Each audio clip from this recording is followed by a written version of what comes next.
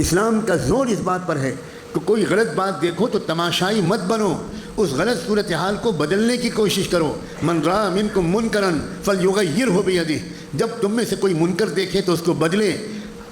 ہمارے درمیان منکر کا جب لفظ آتا ہے تو کوئی چھوٹی داڑھی کو منکر مان لیتا ہے، کوئی ٹی وی کو منکر مان لیتا ہے، کوئی بے پردگی کو منکر مان لیتا ہے، کوئی موبائل کے غلط استعمال کو منکر مان لیتا ہے۔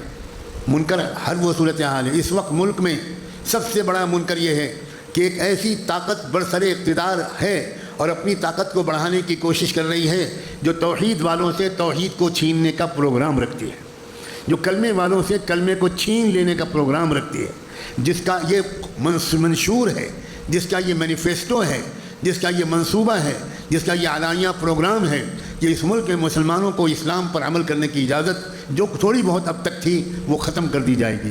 مدرسے بند ہوں گے، نوجوان مسلمانوں سے جیل بھر جائیں گے، اور لڑکیوں کی بے عزتی ہوگی، عزت و آبروئی لوٹی جائے گی، حجاب پر پابندی لگے گی۔ کوئی خاتون، میری اور آپ کی کوئی بیٹی اور بہن، وہ حجاب اور حیا کے ساتھ کسی سرکاری دفتر میں نہیں جا سکے گی۔ اس کا پاسپورٹ جب تک اس کا سر ننگا نہ کیا جائے، اس کا چہرہ نہ کھولا جائے، وہ نہیں بنے گا۔ ان سارے قوانین کا ڈرافٹ بن کر تیار ہے۔ میں ہوائی بات کرنے والے لوگوں میں اللہ کے فضل سے نہیں ہوں۔ میں نے اس دستور کے کچھ اوراق کا بھی مطالعہ کر لیا ہے جو نیا دستور بنا ہوا تیار رکھا ہے۔ یہ مت سمجھیے گا کہ الیکشن آئے گا اور ہماری غفلت کی وجہ سے یہی موجودہ ظالم حکومت دوبارہ برسر اقتدار آئے گی، اس کے بعد ہم جاگیں گے، تب جا کر یہ دستور نیا بنانے کی نہیں۔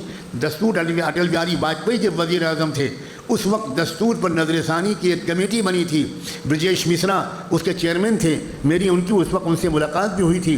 وہ دستور تیار رکھا ہے، اس دستور کے مطالعے سے رونگٹے کھڑے ہو جاتے ہیں۔ مجھے نہیں معلوم اس دستور کے نفاذ کے بعد کتنے کروڑ مسلمان معاذ اللہ اور ہزار بار معاذ اللہ مرتد ہو جائیں گے۔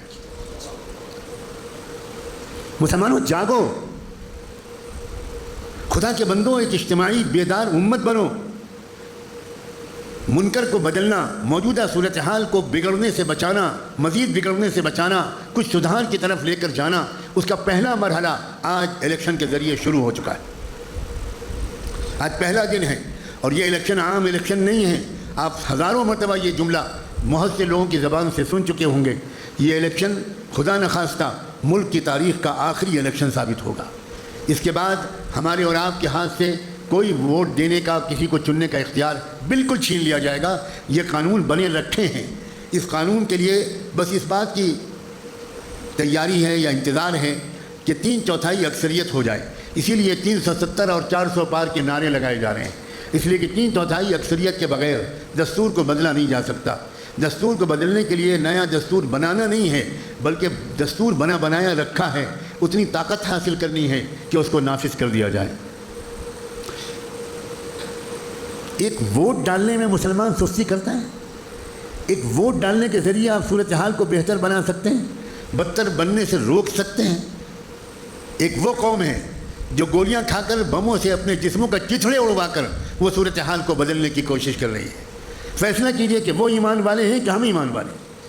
آپ کو معلوم ہوگا، نہیں معلوم ہوگا، گزشتہ سال جنگ کے دوران 6 مہینے 6.5 مہینے سے فلسطین بموں کی زد میں ہے، گولیوں کی بوچھاروں کی زد میں ہے، اور ان بموں اور گولیوں کے درمیان فلسطین میں 36,000 لڑکیاں حافظ قرآن ہوئی ہیں۔ ہم ایمان والے ہیں کہ وہ ایمان والے ہیں؟ کبھی موازنہ کیجئے اپنے ایمان کا، کہاں یقین ہے ہمارا؟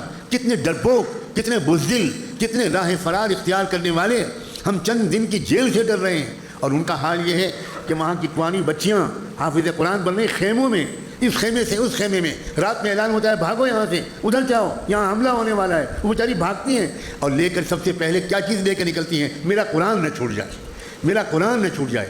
بھارت کے مسلمانوں، اپنے ایمان کی فکر کرو۔